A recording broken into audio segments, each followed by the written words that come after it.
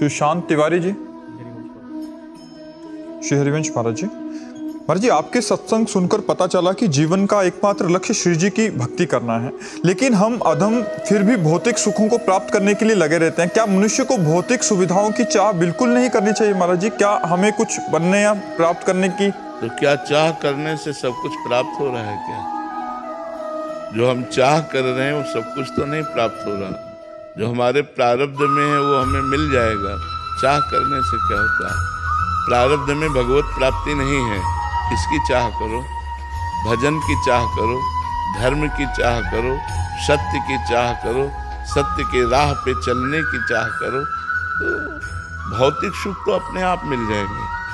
सुविधाएं तो तुम्हारे को प्रारब्ध अनुसार मिल जाएंगी, लेकिन भगवान प्रारब्ध अनुसार नहीं मिलेंगे। जैसे कोई दुख की चाह नहीं करता ना, फिर भी दुख मिलता है ना, ऐसे तुम सुख की चाह ना करो तो भी तुम्हें सुख मिलेगा। केवल अपने कर्म को करते रहो, जो तुम्हारा कर्तव्य है, कर्म है, उस कर्म को करते रहो। चाह हमारे हृदय को जलाती है, चाह भगवान से विमुख कर देती है।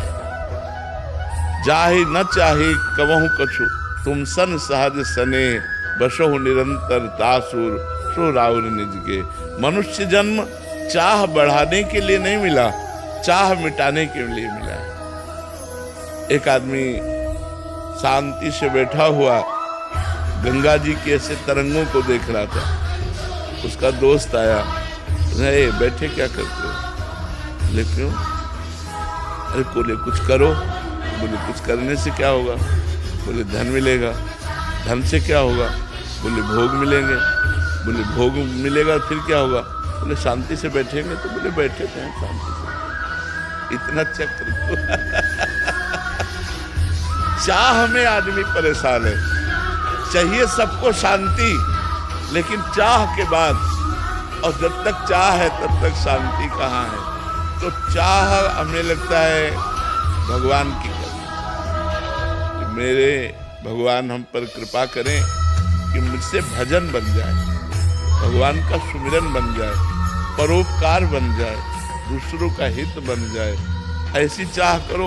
हम आपसे सत्य कहते हैं, बिना चाहे सब कुछ अपने आप आ जाएगा। अगर भाग्य में लिखा है ना, तो बिना चाहे अपने आप आ जाएगा। हम देख रहे हैं ना, वो देख रहे हैं, हमारी इच्छा नहीं है, बिल्कुल नहीं। हमारी इच्छा जो है वो भगवान जानते हैं हमारी इच्छा क्या है।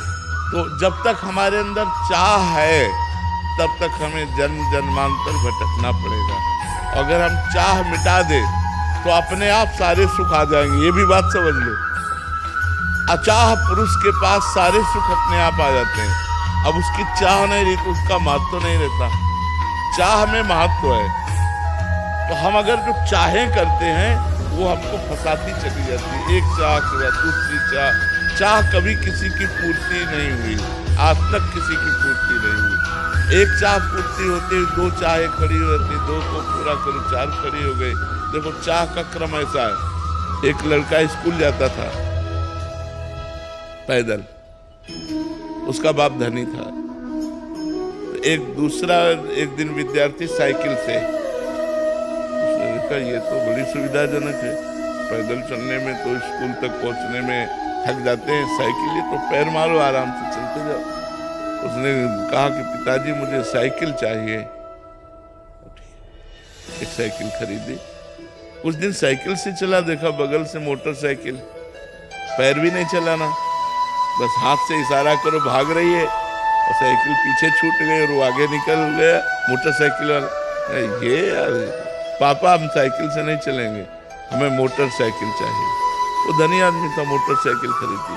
कुछ दिन मोटरसाइकिल से चला, पानी गिर रहा था तो देखा बंद शीशे की कार, बगल से एकदम। अरे बोले ये तो बहुत यार। गया और कहा पापा मोटरसाइकिल से नहीं चलूंगा, कार से चलूंगा। अब कुछ दिन कार से चला, जाम में कार फंसी गई। ऊपर देखा हेलीकॉप्टर लेकर।